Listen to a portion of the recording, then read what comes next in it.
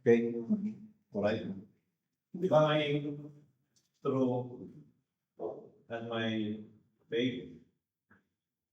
Ano ba yung natatanggap ng branch sa vine? Ano ba? Tingin ninyo, ano yung natatanggap ng... Pag sa tao yan, ang natatanggap ng branch sa vine ay nutrients. Pag sa atin ay kung ano yung mga feed natin sa sarili natin. So kung ano yung... Kung gaano ka-healthy yung vine, yun yung nutrients na binibigay niya sa branches niya. Ngayon, ibig sabihin, kung pag sa atin yan,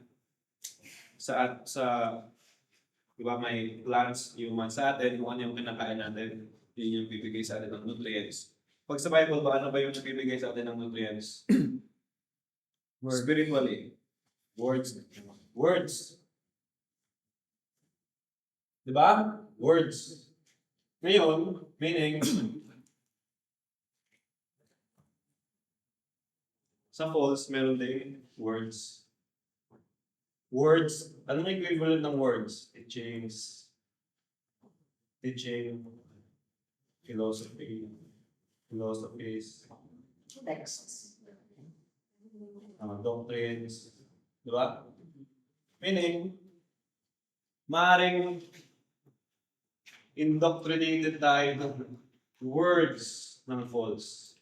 Let's say, what are the common fake doctrines? Fake philosophies? Follow your heart. Sabi ng iba.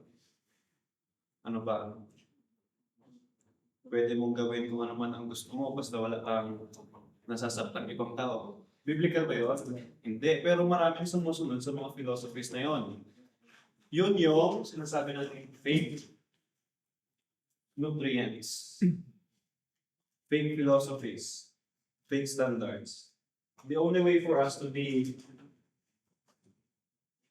familiar with the true vine ay sa pamamagitan ng Word of God.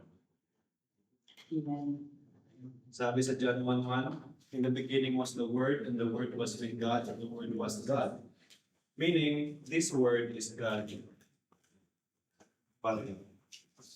So, yun, for us to be abiding in the vine, dapat ay pinifeed natin yung buhay natin ng nutrients na nanggagaling sa Panginoon. At ibang source ng nutrients na ito maliban sa scriptures. So, yun lang po.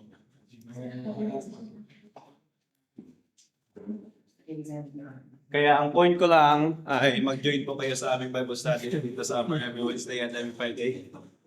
Yes! Yes! Let's go. Kaya next is si Jaden. You felt may kukunik ka. Meron yun sa'yo ulit. Hindi ako marunong. Ayaw yun. Okay lang, okay lang. Pwede magsabi lang. Opo. Okay lang. Ang sa akin ay about sa John 15 verse